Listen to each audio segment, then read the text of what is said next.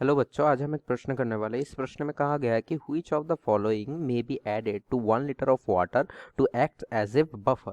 तो देखो, पहला ऑप्शन में जो दिया गया है, तो ये सारे ऑप्शन, चारों ऑप्शन दिया गया है इधर। तो इन चारों ऑप्शन में हमें देखना पड़ेगा कि कौन सा ऑप्शन बफर के तरह एक्ट करता है। तो इसमें जो कॉन्सेप्ट लगेगा वो कॉन्सेप्ट हमें पता है कि बफर सॉल्यूशन के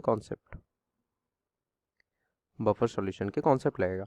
ठीक है, तो पहले हमें जानना पड़ेगा कि बफर सॉल्यूशन कैसे बनते हैं।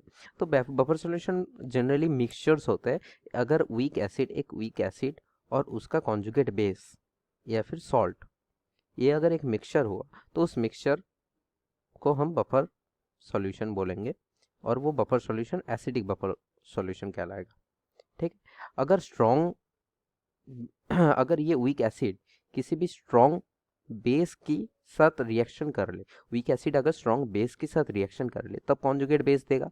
और ये स्ट्रॉन्ग बेस का जो कॉन्सेंट्रेशन होगा, मान लो वीक एसिड का जो कॉन्सेंट्रेशन मान लो M1 है और स्ट्रॉन्ग बेस का कॉन्सेंट्रेशन मान लो M2 है, तो ये M2 must less than M1 होना चाहिए, तभी ये पूरा कंज्यूम होगा और कॉन्जुगेट बेस देगा, और तब एसिडिक बफर हमें मिलेगा।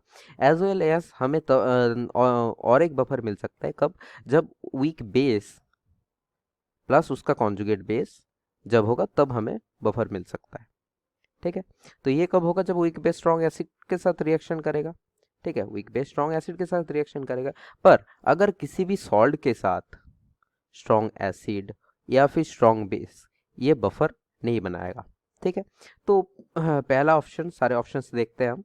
तो पहले ऑप्शन में क्या दिया गया है? तो पहले ऑप्शन ए पे दिया गया है कि 1 mole of CH3COH and 1 mole of HCl। तो देखो, CH3COH एसिटिक एसिड, तो ये हो गया एक वीक एसिड, और HCl, तो HCl हो गया एक स्ट्रॉन्ग एसिड। तो ये दोनों तो रिएक्शन ही नहीं करेंगे, तो कॉन्जुगेट बेस देंगे कहाँ से? तो ये इनकरेक्ट ऑप्शन हो गया।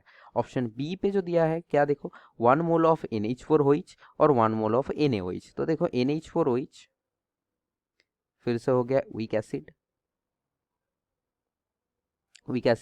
और NaOH